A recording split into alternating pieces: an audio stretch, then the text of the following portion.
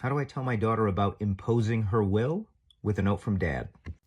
Hi, Avery. I want to talk to you about a dogfight. A dogfight is when two people are fighting as hard as they can. I was in a dogfight recently at jiu-jitsu.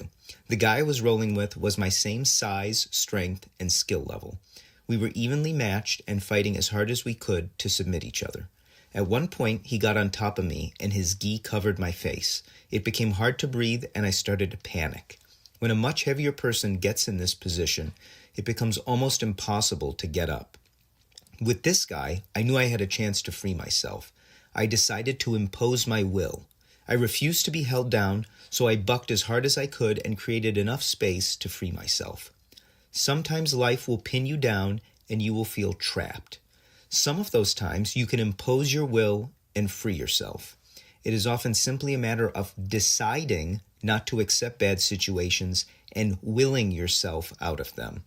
I love jiu-jitsu for the valuable life lessons it is teaching me. I have a very long way to go, but I am enjoying the journey. I love you. Love, Dad. So I was in jiu-jitsu, and me and this guy who are perfectly evenly matched with one another, we were just going at it like crazy.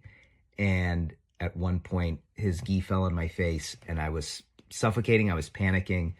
And if the guy is much bigger, usually I try and stay calm and try and work my way out of it. But with this, I was like, I'm not going to get comfortable in this position being on my back. So I just said, this is it. Like, I have to get out of here. And I did. And when you're with someone that's evenly matched with you, you can kind of do that. If it's someone that's much bigger and heavier than you, you can't. But so much in life, we can actually kind of will our way out of if we really want it. And this was one of those situations where there's times when it pays to just not accept a bad situation and just say, not today, not happening.